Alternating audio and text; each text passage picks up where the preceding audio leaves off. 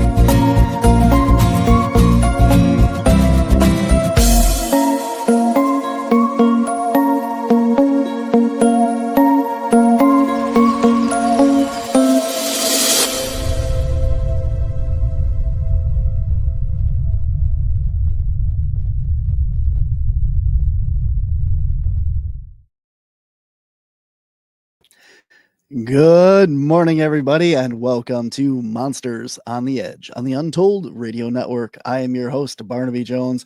Today's episode is pre-recorded. We are not live in studio today, but we are wishing you guys a very happy holidays. Today's episode will air on December 23rd. So for all you guys out there, happy holidays. All right, guys, we are all done with CAPS events for the year, so I have nothing left to promote this year. But we got more coming up next year. We'll get to that later. But if you guys want to show your support for all things here at the Untold Radio Network, here's how. Hey, Untold Radio Network fans. Want exclusive perks and to support our channel? Introducing our YouTube membership program with 3 amazing levels. Get loyalty badges that level up to different cryptids the longer you're a supporter. How cool is that? You'll also get access to custom Bigfoot emojis and priority in chat. Upgrade to Backstage Pass for exclusive wallpapers, photos, status updates, discounted books, and merchandise.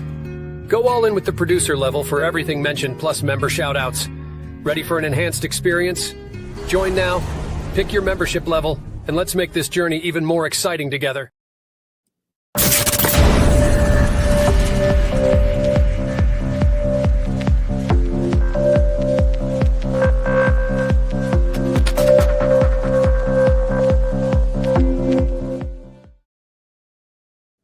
All right, guys, this is pretty exciting for a holiday episode here. We don't have one guest or 2 guests. We have 3 guests on the show today. That's right, ladies and gentlemen. We have the She-Squatchers. They came together in 2015 to begin their all-female Bigfoot experiment as Minnesota's first all-female cryptid research team. The She-Squatchers isn't just women in the woods, they are psychic women utilizing their extra senses while looking for Bigfoot. The team leader, Jen, is enrolled in the tribal member of Minnesota's Red Lake Band of Chippewa Indians. Jena and Tammy are trackers as well as adventurous woodswomen. These three ladies are missing persons psychic mediums and remote viewers. Together, they have had amazing, sometimes scary experiences collecting evidence along the way. The team is primarily out of Minnesota, but have literally been traveling from coast to coast, searching for Bigfoot while sharing what they have found. The She-Squatchers have been featured in 10 documentaries and more to be released in 2025. And now, ladies and gentlemen, please welcome Jena, and Tammy. Jena is muted again. With purpose. I make a lot of noises. That's okay. We're all set now. We are unmuted and ready to go. So what did you think of the opening music? Good. Very nice. I was dancing. Could you see me? Yeah. I said, when we first got that promo video from Doug and Alex and stuff, I had it stuck in my head for like a month straight. I was just like, man, this sucks. But it's good too. It is. It does what it's supposed to. It's promotional and gets stuck in your head and you don't forget it. So Earworms. I love it. I love it.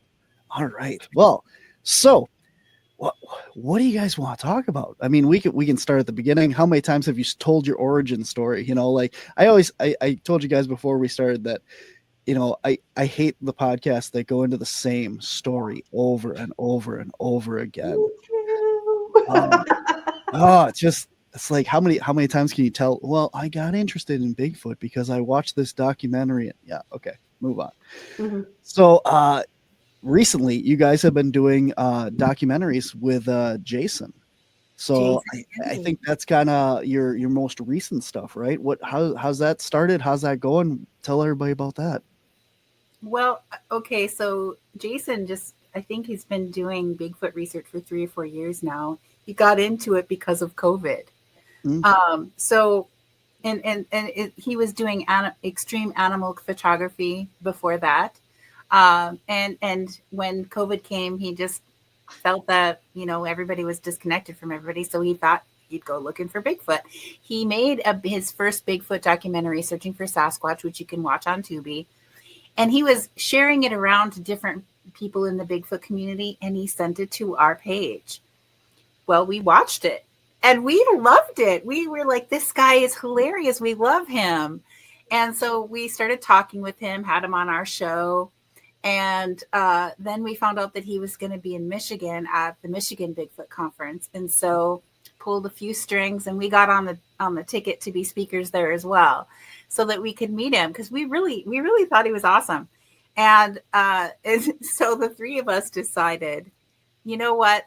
Let's make this guy as famous as we can. So whenever he walked in the room at the Michigan Bigfoot Conference or anywhere nearby where there were people, we screamed and we fangirled him. We're like, oh my God, it's Jason Kenzie. Oh, and we just flocked to him like he was, you know, the biggest star in the world. And everybody was like, oh, who is this? Who's that guy? And, you know, I think he kind of liked it too. Oh, he loved it. What are you talking about? He was all about it. He was like, oh, stop. Continue. No. Yes. Oh, Jason, we love you. I mean, we love you, Jason. If you want to promote somebody else, to put them in the public eye and give them that respect and that attention and very publicly, that does it for sure. So anybody who didn't know who he was knew then that was Jason Kenzie, and he was a big deal. And he was a big deal to us, and he still is. So after that conference was over, we were invited to do, it was by invitation only, and it was typically just the speakers that were invited to go on this expedition. It was a 5-day expedition. We only got to be there for 3 because we were scheduled to be speaking at the Smoky Mountain Bigfoot Conference in Tennessee, and so we had to fly out and get there. So we only got to stay for 3. But that's how we ended up in his Searching for Sasquatch 3 and 4.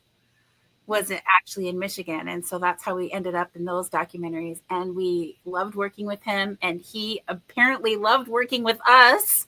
And he continued asking to do work with us. So now every year we're spending at least a month with Jason filming. Now it's split up usually in 2 separate trips. But we're spending at least a month and sometimes more with Jason filming all over the country looking for Bigfoot. And that's how we got into Searching for Sasquatch 8, 9, 10, and the She-Squatchers documentary, which are all out on Tubi. And we're also in Paranormal Adventures 2 and 3. I still haven't watched number 3 yet. Did you girls I haven't watch watched either of them. Because we went with him and we investigated a haunted town in Indiana. So it was a paranormal investigation. So that was fun. I still have to watch that. I got to put it on my docket of things to do. Yeah, we were supposed to watch it when we were in Fargo. We forgot. Yeah, well, we were busy. We were at ValleyCon and it was nonstop. We didn't even have time to sleep really. I got 2 hours a night for 3 nights in a row. Yeah. And then I slept for like 15 hours when I got home. Yeah. So we plan to be working with Jason as much as we can. You know, I don't get to go on vacation to like the Bahamas or Hawaii because I go looking for Bigfoot instead with my time off. What do you do with your time off, Barnaby? Yeah, that's about it. Yeah, I don't get time off very much. As of recording this, I'll be at conventions like the next 3 weekends, and then I have a paranormal investigation coming up, and then it's Christmas and New Year's, and that's why we're pre-recording for those dates because I don't have any more time. So I take time for myself, and I go scuba diving in the Florida Keys and any place else that I can go through my work because I work at a scuba shop. So, oh, nice. Yeah. Cool. Now, all 3 of you are in Minnesota? No. We used to be all in Minnesota. We started out all in Minnesota. Mm-hmm. Well, Jena she's a Minnesotan by nature. She was. Yeah, I was born and raised. Yeah, but she was living in Fargo, which is the sister city to Moorhead, Minnesota. So it's just across the border. But anyway, I'm still in Moorhead, Minnesota, but Tammy moved. I live in Virginia Beach, Virginia. Whoop, whoop. Whoop, whoop. It's warmer. And Jena. I'm in Texas. I am in Texas. Oh. Sorry, I'm really excited about it. Not meant for cold weather. Yeah. When Tammy first moved, she's like, I'll just meet you guys wherever you are. And I was like, yeah, I don't know if that's going to work out. But she shows up. I do. It works. So now Jena did too. Like Jena left for Texas this last winter. And she came back in September, and we took off from here to our Michigan expedition and filming with Jason. And then she just stayed through a high amount of October and before she went back to Texas. So yes. Yeah. So again, I'm going to say, I'm back in Texas. I'm back in Texas. Where the sun is warm and the air is thick with moisture for the skin. That's right. You know what that means? I now have to go to Texas this winter. Yeah. I think I should go to Texas this winter. I think we should have a food party and a karaoke party. Yeah. And then we'll go looking for Bigfoot in Texas. It's literally all right here. We've just planned a whole trip. There you go. You heard it here first. Yes. There you go. I was gonna say, if you're going scuba diving and stuff, there can't be too much over in Minnesota. It's probably pretty frozen most of the time. They do teach scuba diving in Minnesota, but it's all lakes, and it's cold. I don't want to do that. I went scuba diving in the ocean, and I plan to hopefully never have to scuba dive in a lake again, unless it's something really cool, like a sunken town. That would be cool. Mm-hmm. I would do that. Very cool. Very cool. That would be very neat. There's supposed to be a lot of sunken ships out in Lake Michigan. You got to go through. Yeah, they're pretty far down, though, aren't they? Are they like 300 feet? Something I haven't seen them. You probably don't scuba dive either. No, I do not. No, I don't even know how to swim, so we're probably not going to go scuba diving anytime soon. Oh no, you don't have to know how to swim to scuba dive. You have to know how to sink to scuba dive. Wow, hey, I can do that. There you go. See, you'll be a natural. You can sink. I can't sink. I float. I'm very floaty. It took a hot minute for me to learn how to be able to sink. Do you wear weights then? You wear weights? Yeah, you have to wear weights. Okay, because I wouldn't sink. Yeah, you have to wear weights, and depending if you're on ocean water, lake water, pool water, it's all different weights. Interesting. Based on the salt content too, because of the buoyancy. The density of the water. See, Absolutely. I know things. I don't do them, but I know things. There you go. I saw that on a show one time. Yeah. I do all the things. Cool. So do you? We'll tie this in here. Do you think there's a lot of sighting reports around like Bigfoot swimming? You know, is this why you do the scuba diving? You know? Well, let me tell you why I do the scuba diving. Because I think that eventually we're going to come to a point where Bigfoot is an accepted cryptid. Everybody thinks, okay, yep, Bigfoot's real. Yep, we believe you. And I'm not sure how that's all going to play out, but eventually I think that we're going to get there. And I want to see what else is under the ocean, and whether it's aliens, whether it's sirens, mermaids, undiscovered cryptids, like Loch Ness. I would dive Loch Ness in a dry suit because that would be really cold. But I want to see what else there is. Everybody's exploring out in the woods. Nobody's exploring under the water. So that's where I'm going to go next. Very cool. Very cool. So exciting. You got Champ out that way. Mm-hmm. Yep, that's true. That's true. Again, all the way to Loch Well, it's all in that band of the Earth there, the longitudes. So I think anywhere that you go lake monster diving is going to be that temperature. I have a 7 millimeter suit, but if the water's really cold, I think I'm going to need a dry suit, and I don't have one of those yet. So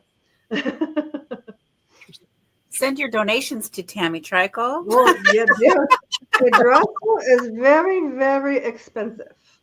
Yes. Help Tammy find the monsters under the sea. That's right. Hey, and then I can make this whole big expedition if I find something, and everybody can go with me. Getting straight. How cool would that be? We would take care of the boat. Yeah, you guys can be what they call the bubble watchers. You watch for our bubbles to see where we are. All And right. then you help us in and out of the water. That's so awesome that you did that. Yeah, we do everything, like I said, for caps and that. We do aliens, Bigfoot, all that stuff. We haven't done any lake monsters or anything because if we're gonna do something, I want to do it 110%. And absolutely. I want to get the underwater sonar, the underwater drone, the boat, all that stuff. Submersibles, yep. Yeah, we've been focusing more on the woods and paranormal and stuff like that, and we just haven't got the time to invest into all that. So eventually we'll go underwater. Before we did Bigfoot, we were into the paranormal stuff. I was going to ask, do you guys do, because you said you did the one paranormal documentary, so we did too. So okay, but some of you haven't watched them, so we'll see. Yeah, but I was there. I know what happened. we were like main characters in it. We know what happened, so watching it isn't that big of a deal, But Jason presents it beautifully. I love the way that he presents the stories. So I will watch it, and eventually I will get our graphic novel and read that too. It's only been out for a couple of years now. You didn't the take graphic novel? Nope, I don't have one. I thought you took one at the show. Damn it. I know, and I'm the one that gets hung upside down by Bigfoot. Yeah, no doubt. So you're doing the paranormal before the squatching, right? So were you guys all mediums and that before that? Okay, I was born like this. We got to go back to the beginning and start at this, because how did this kind of evolve from going from paranormal to Bigfoot? What happened there? I was born like this. I was always trying to hide it. Okay. Because it scared my parents when I would say things like Great Aunt Gladys just died. And then they'd get the phone call that she died at that time. It scared them. And, so I learned very quickly what not to say, because it had them being fearful, and it felt like a giant push away to me. So I was always trying to just hide that stuff. Mm-hmm. And I was always trying to make it go away. But in my 30s, I just like a few months ago. Yes. Don't me too. I'm not, yeah. Sorry, you caught me off guard.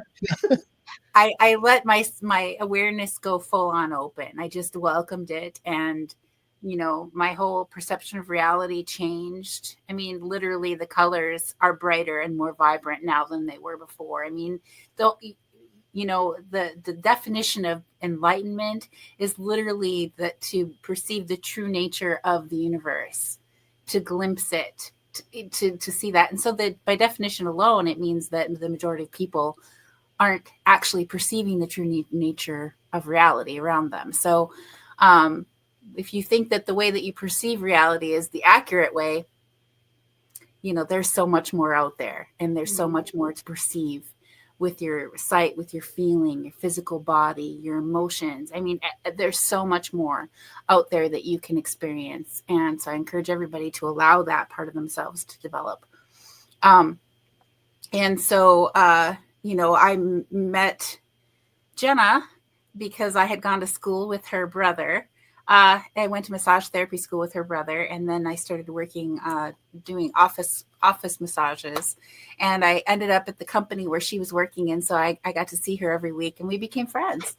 Yes, $15, 15 minutes. I could not stop seeing her. She's a great massage therapist. Yeah, that was a long time ago. You get back in my 30s. Actually, I think I was 28 then when I met you, Jena. 28. Yeah, that was a long time ago. Like a few months, right? Feels like it. And so then Jena and I became friends, and then Tammy and I had met a couple of different ways throughout our lives. It's kind of fun for us to talk about that. Tammy, would you like to tell the story? Well, the first time I saw her was in Virginia Beach. She was visiting her father, and I lived on Fort Story with my parents. And I was walking down Chicks Beach, and I saw her standing there in the sun. And she raised her arm up to do something with her hair, and she had a blue swimsuit on it. And I remembered her face, and I just noticed her. And so then when we met again in person, you go ahead. Well, when we first met, I was 11 and she was 10 on the beach. Yeah. So then as adults, how old were we then? 30 something? Sure. Yep. We were 30. Well, we actually were, because I hadn't had Raven yet, had I? No, you did have Raven. She was very little. Okay. So we were still 30s. Yay. All right. So we met a few different ways. So here we originally met in Virginia Beach, Virginia. I was a Minnesota girl, born and raised on a farm, right?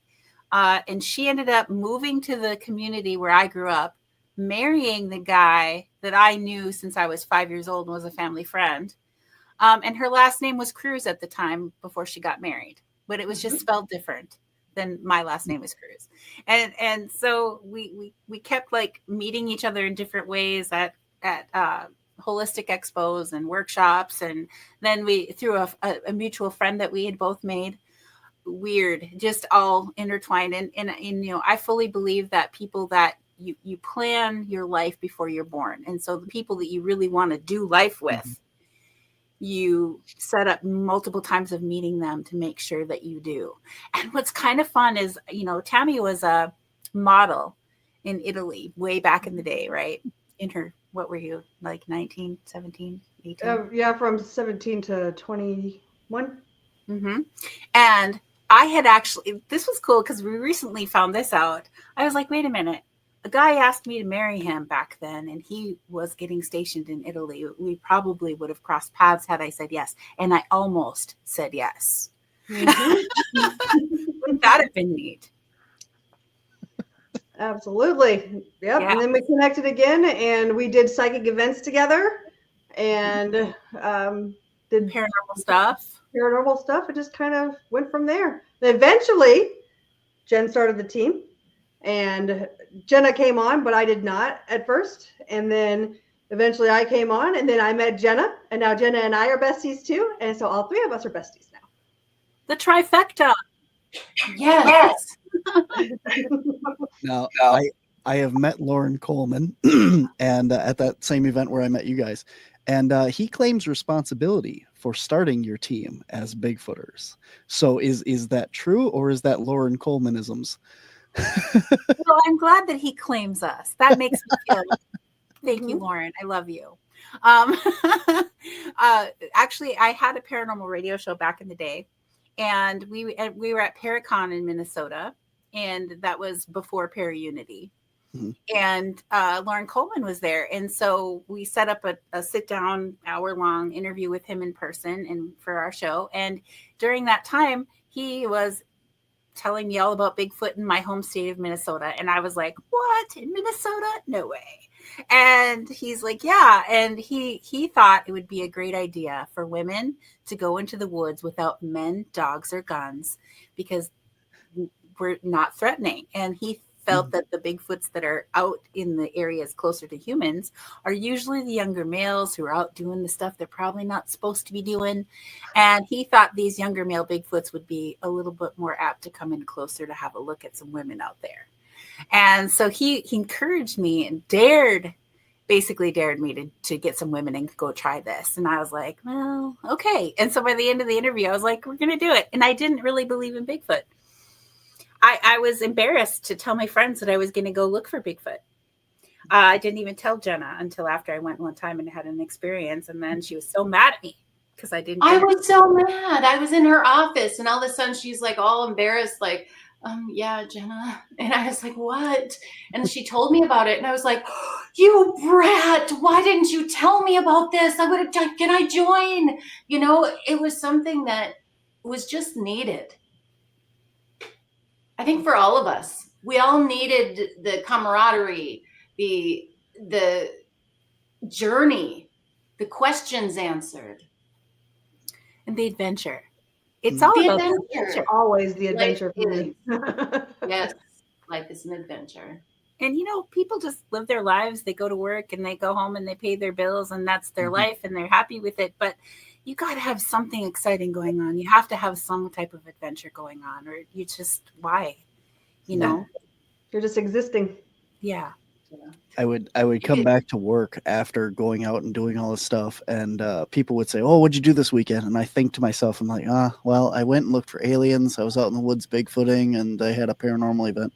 Nah, same weekend as always. Yep, same thing. And it wasn't until like a couple times that people asked me that I realized this isn't normal. This isn't what a normal weekend for people looks like. Maybe I should start telling people more about what I've done. And they're always so interested in stuff, but it's a typical weekend for me, all this stuff. And it's just, you don't think about it anymore. So. I get it completely. So you have fun. So what does this look like for you guys? How do you pick a spot? Because like you said, you're mediums, you're intuitives and stuff like that. So do you get any idea of where you need to go? How do you pick your locations?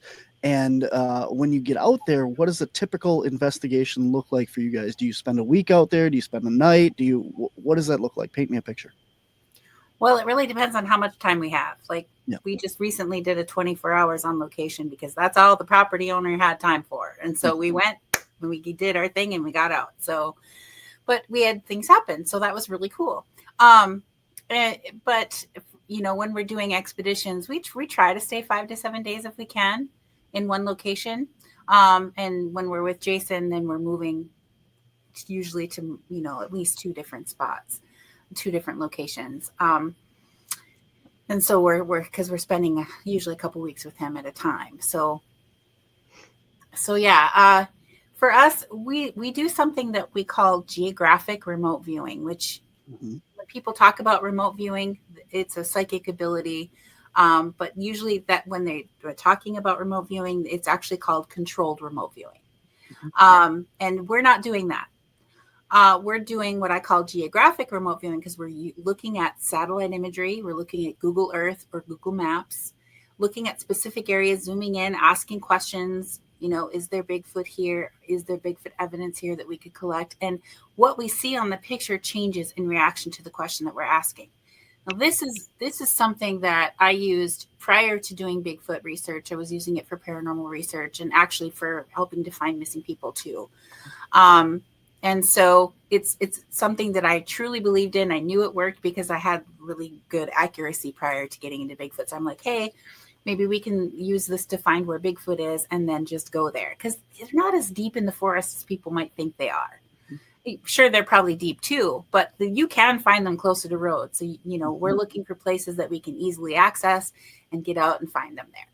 So when we first started doing this and we were using our psychic abilities, we were having a lot of luck finding things. Like we found den-like structures in Minnesota. We found trackways of footprints. And, I wasn't really following what other people were getting. And so I'm like, well, this is pretty easy. How is it hard? I wasn't even really watching Bigfoot shows on TV, really. I'd only seen like a handful of them. And then somebody's like, finding Bigfoot, they hadn't even found any footprints yet. And I was like, what? That's easy. Just asking the wrong people. Right? So, we use our abilities to help us find those locations to go to. And so if it's a place that we can go to and get to, then we go there. Now, a psychic is never 100% accurate. So if I find something, I'll send the GPS coordinates. I'll drop coordinates nearby what I'm seeing. So I'm not placing it right on top of.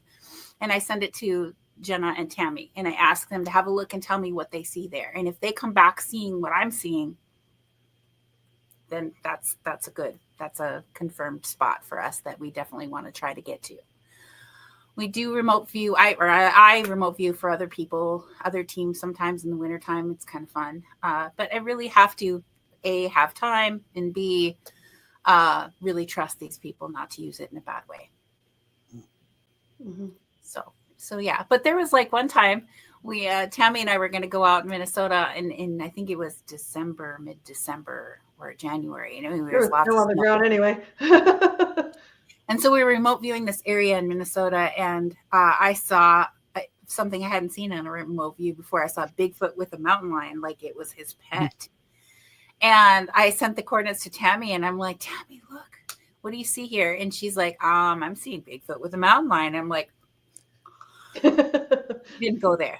Yeah, we didn't go to the mountain lion. Yeah, no, we didn't want to see the mountain lion. So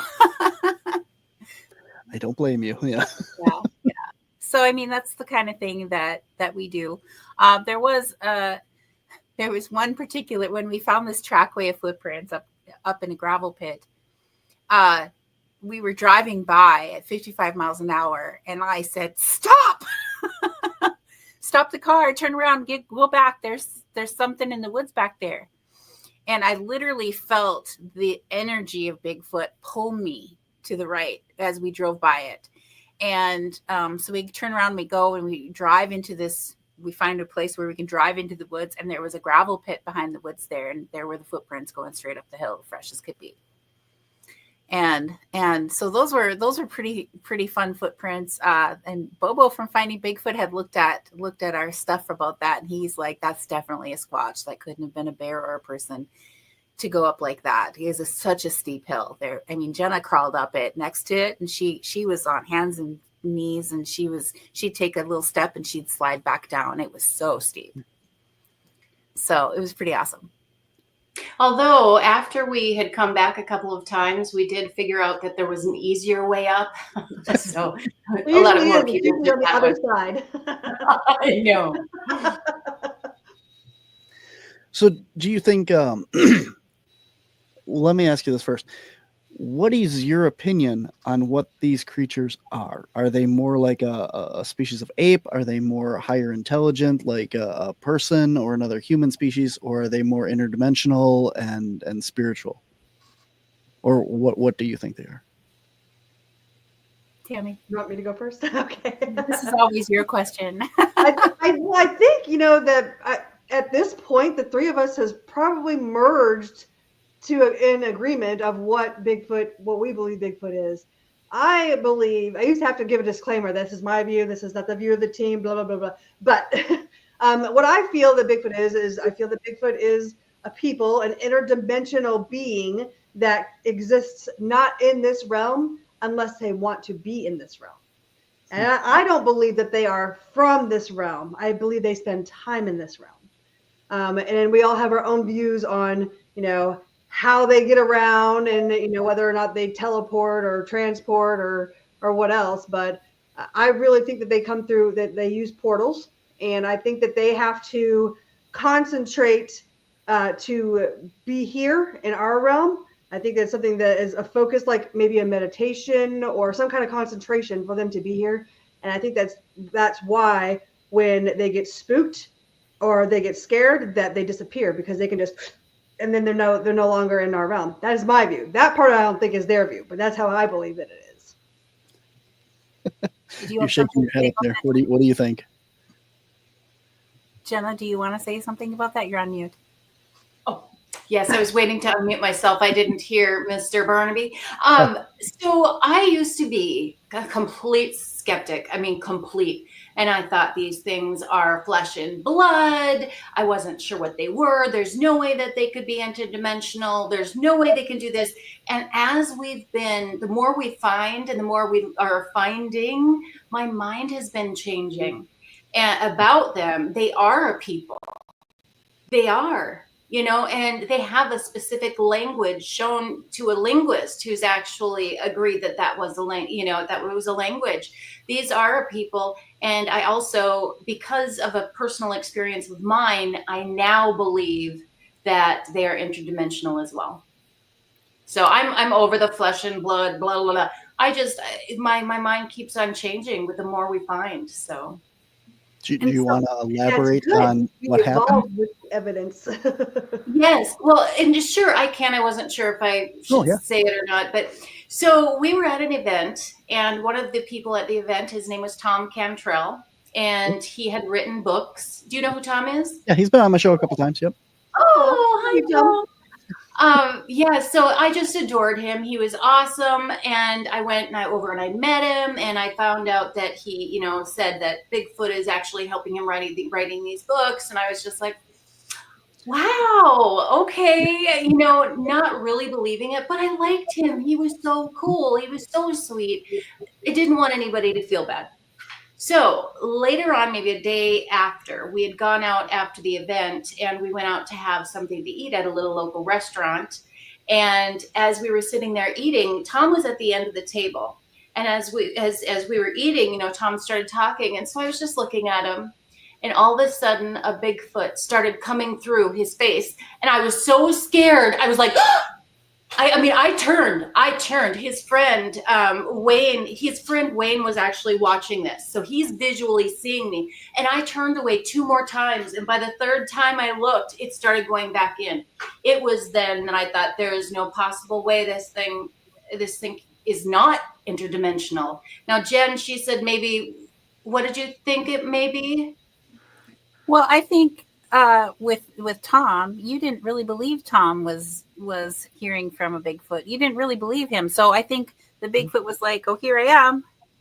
No, you had called it something else. Was it channeling? Did you say they were channeling through him, or?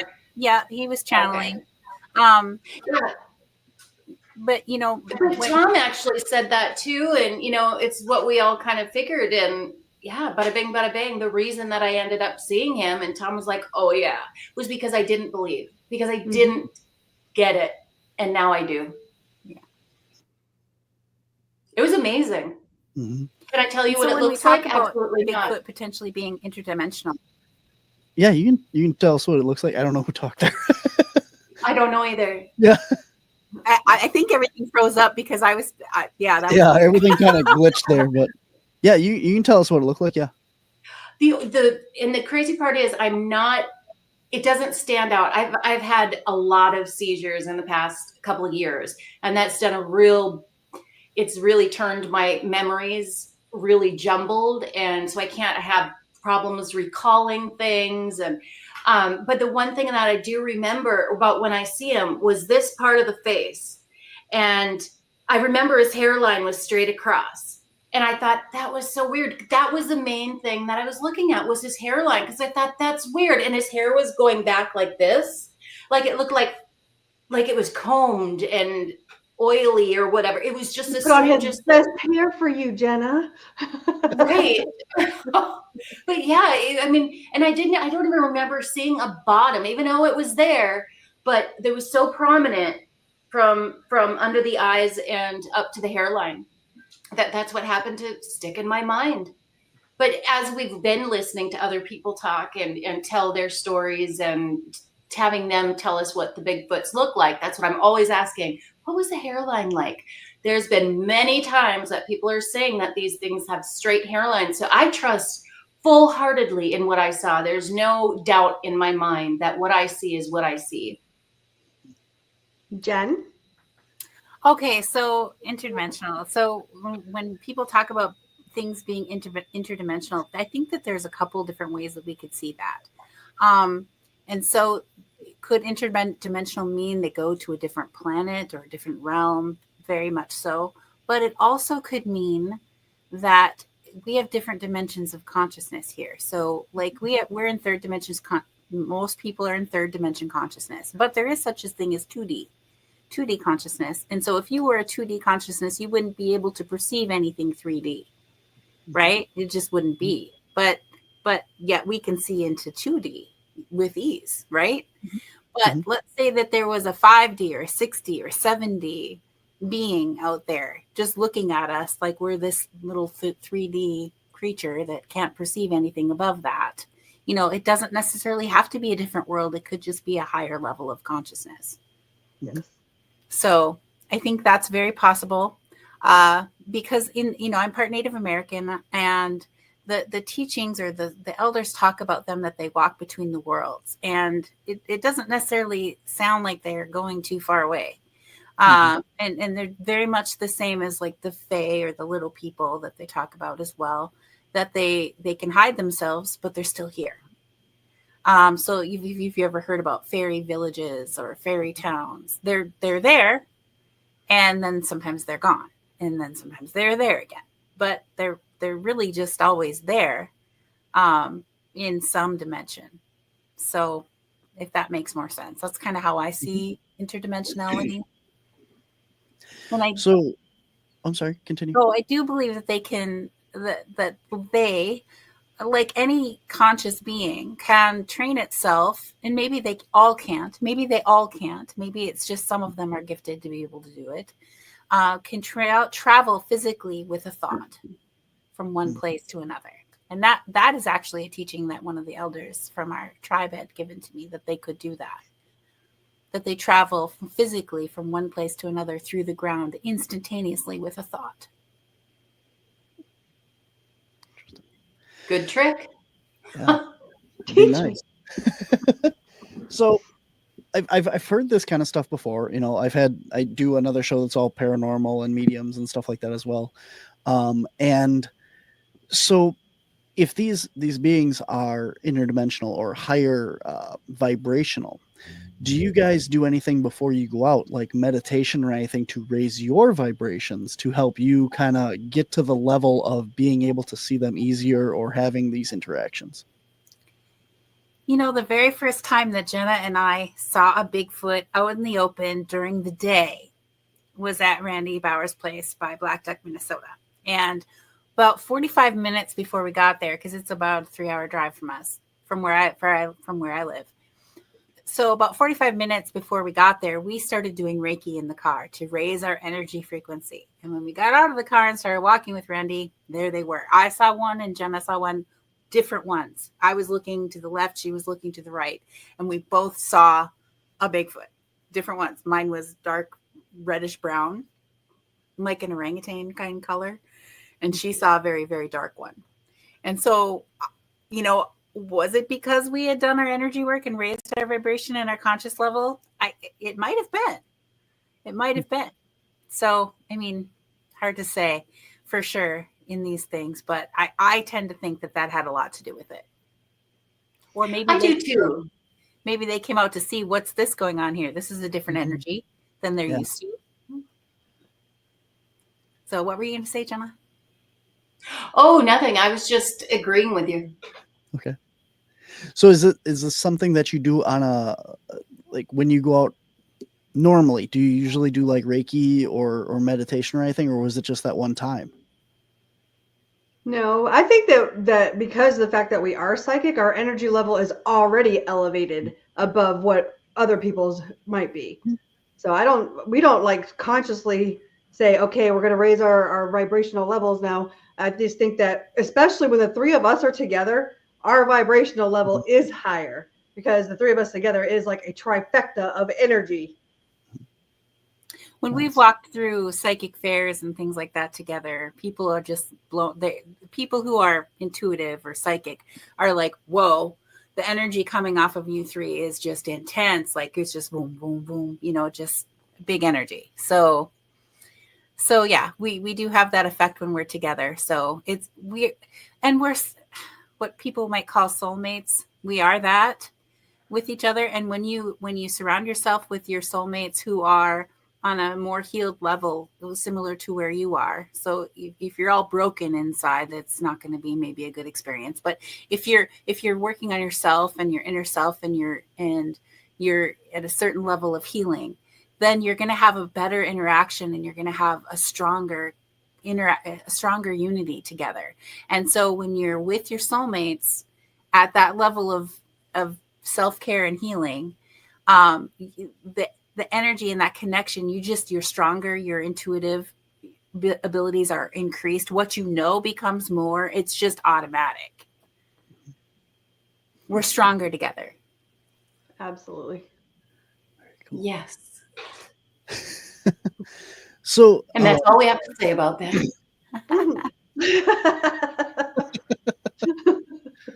So how many times, obviously you've seen them once, Jen and Jena have seen them. So do you have, I guess, how many times have you seen them? How many interactions have you had? What's the most memorable interaction that you guys have actually had? Tammy, have you gotten to see one yet?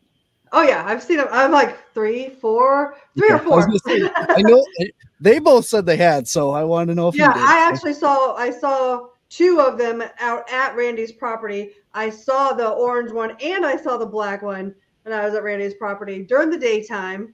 One of them was at the same power lines that they had seen theirs, and the other one was like just down the pathways. We were setting up tents, and one of our friends' air mattress had a hole in it. So one of our teammates went up and went to go get duct tape. I thought it was just him coming back. I saw, black hair. He had black hair. I'm like, oh, Todd's coming back. And so he didn't come out the other side. And I'm like, oh no. And so I grab my phone and I go over there with the camera and it's already gone. And it was a Bigfoot. It was probably about 7 foot, 6, 7 foot. It wasn't as big as the other one, but that's not the best one. The best one that we ever saw, we actually got 13 minutes of FLIR footage on top of a mountain in Tennessee. It was at a reserve, and we were up there, and Jen had been remote viewing during the daytime. She hadn't been feeling well, so we wouldn't let her go climb mountains. But Jenna and I went out with Matthew Delph of Micro, and he took us to one of his places. And we were like, yeah, we definitely want to come back here at night. And we sent the coordinates to Jen so she could do some remote viewing while we were out on the hike. And when we got back, she's like, yeah, I found some stuff. And we all got together and went out to dinner. And we were looking at the location. And we're like, oh, wow, there's one here, one there, one there. We're like, yeah, we definitely got to go. So we went up there at night with Matthew Delph. And when we got up to the top of the mountain, Jen had her phone out. She's like, I wonder if we can see it right now if we have a signal. She's like, oh, we have a signal. And she's like, Tammy, there's like 30 feet over there. And I'm like, okay. So I hop out and I have the FLIR on. But I get over there and I don't know how to, this Jenna's equipment. It was my first time with it. And I didn't know how to turn the record on. So I'm going through the buttons, but it's sitting there like 30 feet away by a tree. Its arm was up like this over his head. All this hair is hanging down. It was black hot. So that means things that were, skin was black, but hair was white. So it was white on the FLIR. And it was sitting there just relaxing, stretching. And I'm like, oh my gosh, how do I record? And I'm going through all the buttons and I'm changing all the settings. I'm like, okay, this is not working. And so I had Jenna come over and help me. And she turned it to record. And we got 13 minutes of footage. It did not try to run away. It sat there and he was like working with something in his hand, something that was warm in his hands. So I think it was some kind of animal or something, but he had something warm in his hands that he was working with, and he let us sit there and record him. We actually were the ones that turned away and said, we have enough footage. And then when we turned back after that, then it was gone. But he did not try to run away. We did not even think to go any closer. It never even entered any of our minds to try to get any closer to him. We were just so happy to have the footage and to be recording. It was amazing. That was actually my first nighttime expedition out, and we got that footage the first time. I was like, I'm hooked for life now. You guys are never getting rid of me. I'm hooked. Very cool. Did you want to add anything to that, Jen? You did that very well. Thank you. Thank you. Yeah. So let me ask you this: with so much energy and so much around the three of you together, have you guys experienced any like technology issues, like where cameras just turn off, don't work, batteries drain, that kind of stuff? Well, we've had that happen, especially we found a den-like structure up on the Red Lake Indian Reservation in Minnesota. And it was very intricately built. It was very large. And when we went back to that location, it was a really weird thing that happened because for whatever reason, and something must have been messing with our heads, because I kept walking up to the structure going, this isn't it. This isn't it. And I was convinced that this wasn't it. And so we walked deeper, when I knew it was only 75 feet off the trail. And it was such a weird day. Like when we just kept walking, and then we came back around like a different way. And when I approached the structure from the back, I'm like, why did I think this wasn't it? And now it's starting to get dark. And so we've lost most of the daylight because we spent most of the day looking for it when it was right there the whole time. And we kept saying, that's not it. That's not. And why did we think it wasn't it? I mean, it was so weird. And it didn't feel the same. It didn't look the same. It felt completely. Yeah, it was different. And so, anyway, so when we came back on it, and now it's starting to get dark, so we bring out more of our night equipment, right? Start setting it up. Everything went dead all at the same time. And I had this really cool flashlight that was super duper spotlight that had like a 6-month charge thing on it. It had just been charged. That went out, and it didn't just go dead. It starts going on, off at first to give you a warning. And everything went dead. My monocular went dead. The FLIR went dead. The flashlights went dead. We had somebody with us who ended up walking back to the car. Well, it was cold because it was in October, and walked back to the car to warm up. And plus none of the equipment was working. So Jena and I were out there by ourselves in the dark. I had 2 headlamps in my pack that I didn't have out that still worked. And I had 13% left on my cell phone. And so every time I would turn on the light with my phone, and I was trying to record with my phone, but as soon as I would turn off the light, things would start coming towards us. You could hear them moving in the dead leaves. And as soon as I turned the light on, it would stop. And it was always just outside of where our little light would go, because we just had those little headlamp lights, that would only go so far. And then I'm just like, okay, I was getting really creeped out, because every time I'd turn off the light to save the light, then something would come in and I would get all freaked out. And I was actually kind of scared. And Jena, were you scared or no? Not really. No. I mean, it was a spooky place. It would be easy, but there is a part of the forest where it gets really dense that Jen's talking about. And if you walk in there in the middle of the night, even if it's during the day and all the tree coverage makes it very, very dark, you could get lost. You may not find your way out. And we didn't know. We decided it's time to go. So we started to walk, and like the structure was literally 75 feet off of a drivable trail. And when I say drivable trail, it's not a minimum maintenance road either. It's a homemade little road that you can barely drive on in a vehicle you will scratch up your car if you drive on it, for sure. I did. My Envoy is all kinds of rusty now. Thanks to that trail. Anyway, so we had parked down the ways, and the person who was with us was back in the vehicle, and we started to walk. And again, we just had these little headlamps, and they would only light so far ahead. And I was convinced we were walking the wrong way. And I'm like, show us the way, Jena. You go the way. And she started walking. I'm like, no, she's going the wrong way. And no, literally, she said, Jena, guide us to the road. And I was like, okay, it's this way. And she goes, no, Jena, it's not right. And I was like, don't ask me to guide you. Guess who is right? I'm just saying. I ended up calling the other person, and I was like, come with some light because I can't see the trail. And we were literally like 10 feet from the trail and couldn't see it. And we couldn't, because it was so dark, we couldn't see it. And so he came down with a new flashlight that he got from the truck. And as he was coming towards us, his flashlight was going dead. I mean, it was so bizarre. And actually, there was something that he caught on his camera before all that happened that was very odd. It was like, it looked like an energy piece of pie. And this is the end of October, and there were no bugs flying around.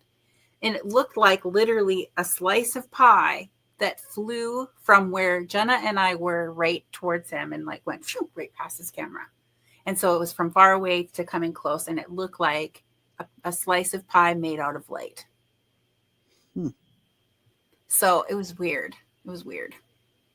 But I mean, all of our stuff was going dead there. And yeah, it was just a really weird night and weird day that I was confused. Jena was confused. I mean, something definitely has some abilities that can trump ours out there.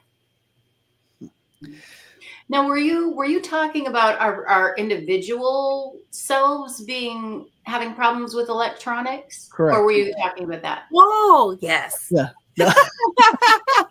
Before we go on to that, though, I want to come back to this because we were working in this woods down in southern Wisconsin. It's called the Burlington Woods. It's like this vortex of energy, and there's fairy creatures, there's Bigfoot, there's UFOs, there's paranormal, all kinds of stuff there.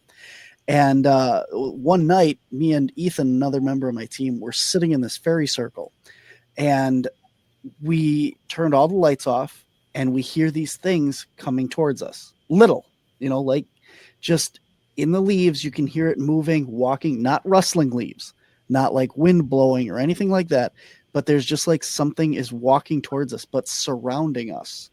And we turned on the light, everything got quiet. So we turned off the lights.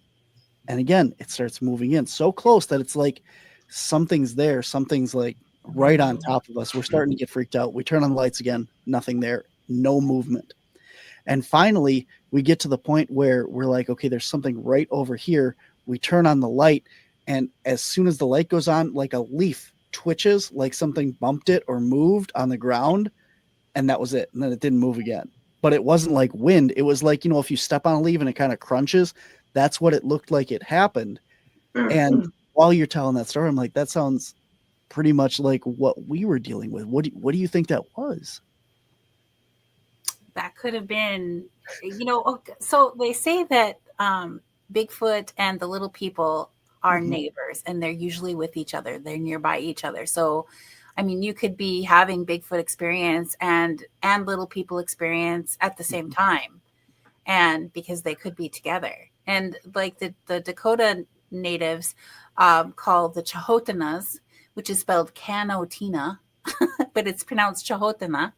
And they're the little people of the woodland trees. And when you ask what they look like Bigfoot, except they're only 2 to 3 feet tall, but they're full grown. And they're little people of the woodland trees. And they're usually nearby where Bigfoots are. Interesting. Yeah. Yeah, it was a weird experience. I don't know. I can only imagine what you guys are going through then too, because like I said, I've been there. I've had that experience. Looked it up and I want to go. Let's do it. Let's do it. I'm in. Let's talk later. Yeah. So back to then the question is, we've worked with other mediums and stuff, and there's one particular medium, and she knows who she is. And whenever we do anything like recording for our shows and stuff with her, all the cameras go out. We had her speak at a convention, and we were recording the whole thing. About like 5 minutes into her presentation, the camera shut off and wouldn't record anymore. and she just has this energy about her that messes with all of our technology. So we have to keep her at a distance from whatever we're filming and stuff in order for any of our equipment to work. So being that you guys have such an energy together, have, you know, when you're working with Jason and stuff like that, has his equipment just clonked out on him or anything like that? Have you had any of those experiences? No, but you know, when I was younger, back in my 30s, you know, a few months ago, when I was younger and my energy was more chaotic because I was just allowing it to open and to sprout open, and I didn't have full control of it. That's when I would fry. I literally would fry machinery. I couldn't have my laptop between me and another person because it would literally, you know, and it would be done. And, you know, people talk about like cracking light bulbs and things like that. But so when my energy was more chaotic and I wasn't in control of it, that's when that kind of thing happened. But we are very in control of ourselves at this point in the game. Yeah, I used to burn out watch batteries. I couldn't wear a watch. I used to walk down a road at night and the street lights would pop and go out as I was going underneath them. But yeah, your friend probably just needs some grounding techniques to protect their energy and rein their energy in so that they don't affect your equipment that way. Yeah. And that's just something that can come with time. Is she really young? No, she's pretty experienced. She's one of the best mediums that I know. Okay. Like around this area and stuff. She does gallery readings and stuff for us, and she's very well. She's just left herself really open. She does have a very chaotic energy herself, though. So I think that's just kind of her nature. Is, you know, she's very good at what she does, but she's a lot of energy. So I think that's just natural. She can rein it in. She could rein it in. Yeah. And get control of it. And that's kind of what we do. But when we're together, you know, the energy connection between us, it doesn't cause issues with machines or anything like that. So, but you know, we can have an effect on people. That's easy. We have an effect on people. and in a good way. So, I mean, and, you know, when we were first playing with that as, you know, together, that was kind of more of a playful thing. There was one time Jena and I were at a restaurant and we were eating, and, you know, she jokingly said to the waitress, "Do you think we could have cheesecake instead of green beans with that?" And, you know,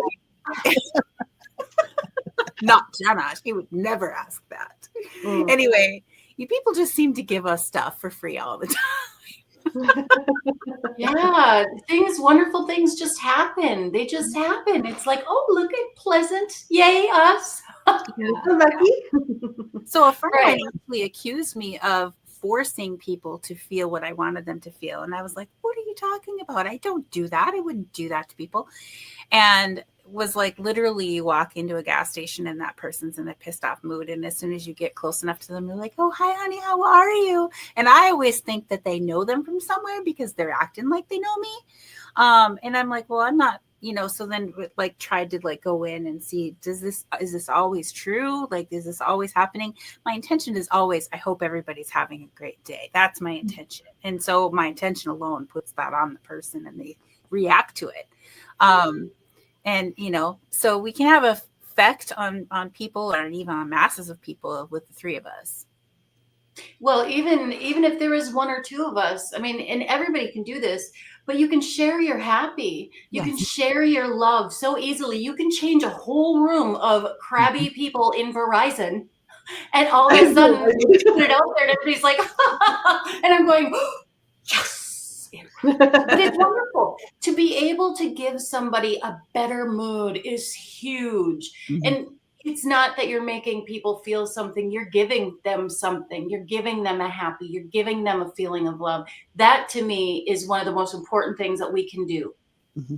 And I do use it in my work now that I know that I'm able to do it. Like, I can hold calmness within myself and then wrap that energy around a person when they're upset. And then we talk about what happened today at work for them. Why were they so upset? But then they're feeling the calm. They're not feeling that upset feeling. And then as I'm holding them in that energy, we discuss what happened. they see it differently without all of the upset feelings they had before. And when I let my energy come back to me again, then they just feel better about what happened because they've seen it from a different perspective without all that emotion attached to it. So it can be used as a healer in a healing capacity, which I think is probably what that was intended for in the first place. Absolutely. Yeah, I've definitely had that experience where you can go into a place and you can just feel the vibe and stuff, and you can raise it up, and it takes some work, but you can definitely change that whole around, and you start to notice people are having a better time. And yeah, I've had that experience as well. Isn't that a wonderful experience? It is. Yeah. I agree. Very cool. Well, we are coming up right here at the end of the hour, guys. Just for everyone that is watching, we are pre-recorded today. I should have said that again earlier, but we are pre-recorded. We're not live in studio. But if people want to get a hold of you, if they got any sightings or anything like that, do you have any events coming up? What do you guys got going on yet? Well, right now we're just starting to do YouTube lives later tonight. Actually, this is going to be our first show that's going to be live at 9:00. So we're scheduled 9:00 Central Time on YouTube on She-Squatchers Official. So come check us out and interact with us there. That's going to be a good place to get a hold of us for sure. For anything like that. We don't have anything else coming up real quick, so that would be it. You can get a hold of us on Facebook also. You what, Tammy? So they can get a hold of us on Facebook as well. Yeah. Yes. Very cool.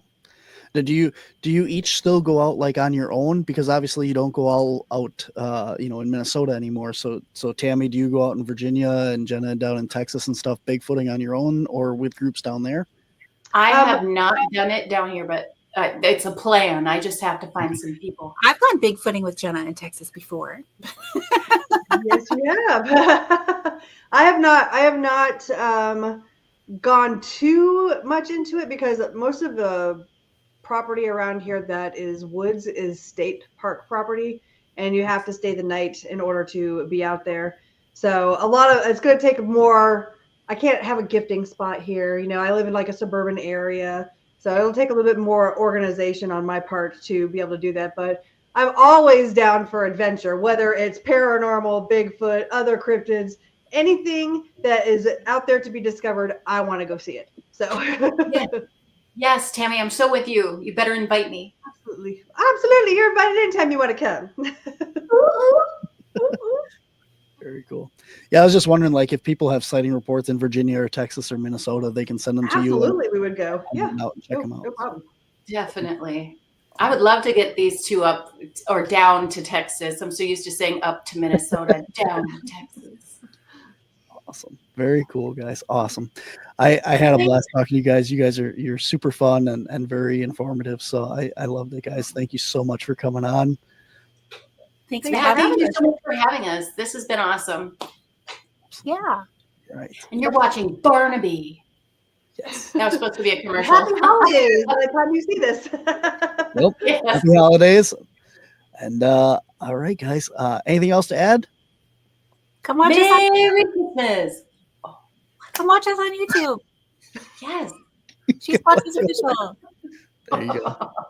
Awesome. We got your website in the show notes, and I will get the YouTube in there too as well when this airs, so then they can check that out and head on over and watch your lives, and you'll have a couple of them already aired and stuff by the time this comes out. So perfect. Plenty to check out. Absolutely. Thank you. All right, you guys. Thank you so much, Barnaby Jones. Thank you, guys. Bye. Thank you. Bye, everybody. Bye. All right, guys, that is our show for this week. Thank you all for tuning in and checking us out. I hope you guys all have very happy holidays, and check out this. Make sure to like, subscribe, and share to the She-Squatchers on YouTube and the Untold Radio Network here as well, and Cryptids, Anomalies, and the Paranormal Society. Until next time, guys, thank you all for watching, and I'll see you on the edge.